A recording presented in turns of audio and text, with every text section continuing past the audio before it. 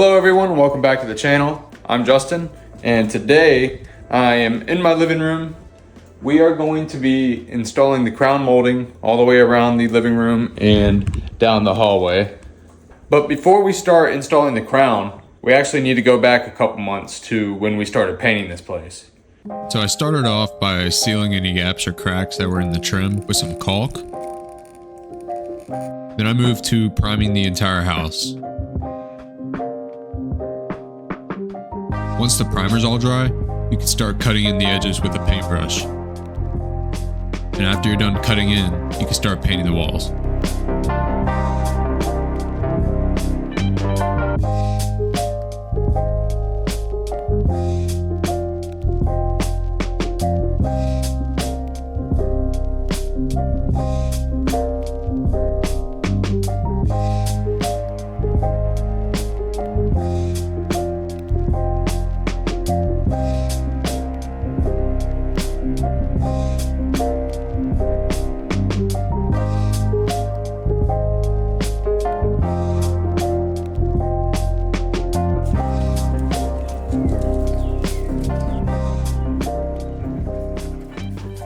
Alright, now back to the crown molding. I've got 12-foot pieces of MDF, just the cheapest stuff you can get. It's definitely not real wood. And all I'm using to install it today is a miter saw, an air compressor nail gun combo, and some 1.5-inch nails.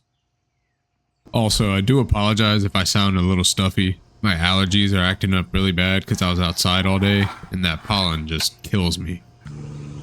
Alright, so when it comes to crown molding, sometimes it's hard to tell what the top from the bottom is, and I have it flipped upside down right now. So this is actually the bottom that goes up against the wall, and this is the top that goes up against the ceiling. And the reason I have it flipped like this is because when you cut crown, as you can see, I already have my saw set to a 45-degree angle. When you cut crown, you want to cut it with the bottom up. So you want to cut it with the bottom up like this. So as you can see, I marked the top, or I actually marked the bottom right at the top. So that's where I'm going to cut my 11.5.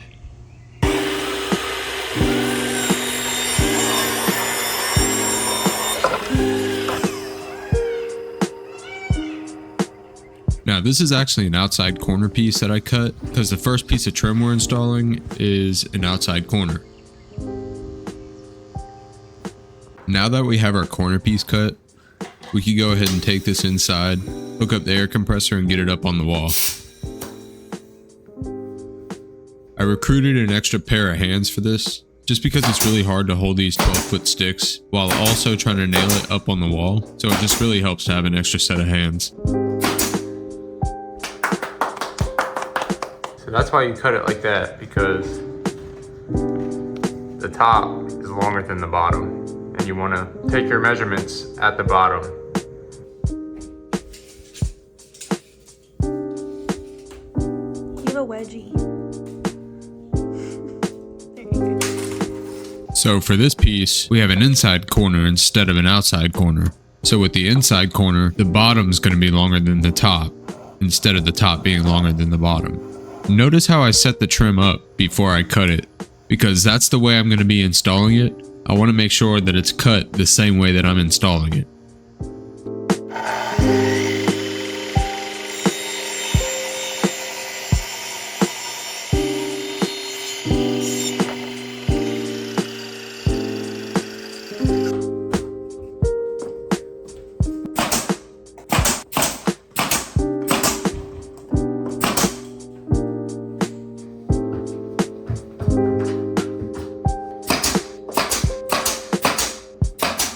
So next we're going to take a measurement of this piece, just because we're going to have to do an overlapping cut as well as an inside corner for this piece. And as you can see, it's 18.5 inches. That's where we're going to cut the bottom. So I've mentioned 3 different types of cuts. The first is the outside corner, second is the inside corner, and third is the overlapping cut. Here's a little animation of the outside cuts, the inside cuts, and here's the overlapping cuts.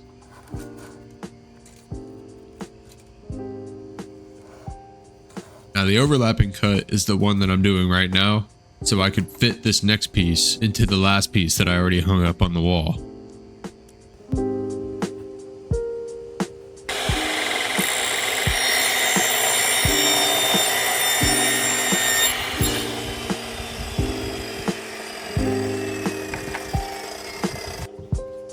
Now this new piece should fit perfectly. This is a good example of an overlapping cut. And this is a bad example of a butt seam.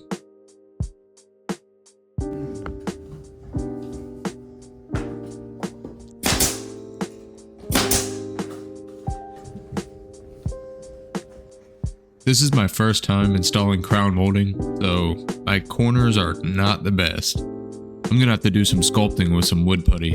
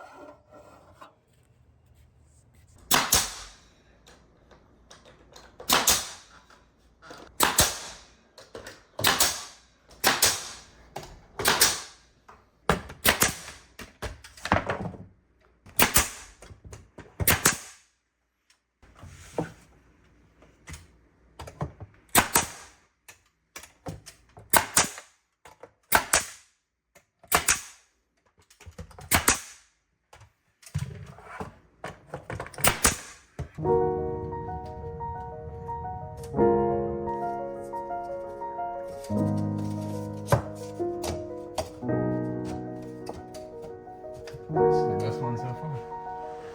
Gorgeous.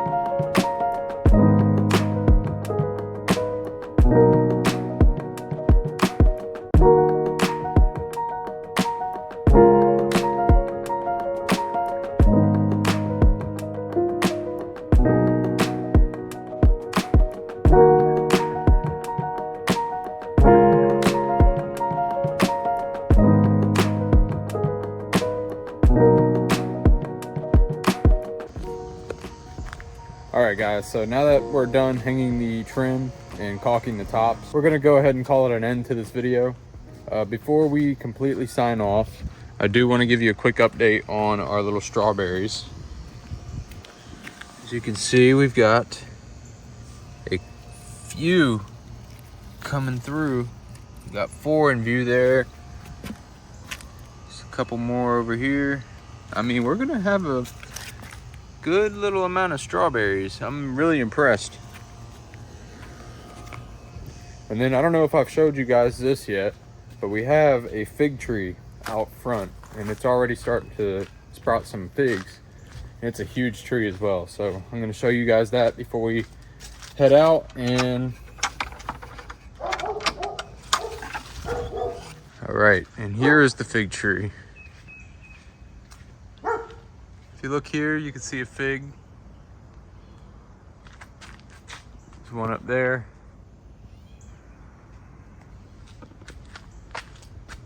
And then there's 3 in this frame here. So yeah guys, that thing's gonna be producing all year, because when we came and looked at the house last year, it was I think September or October, and it had a bunch of ripe figs on there.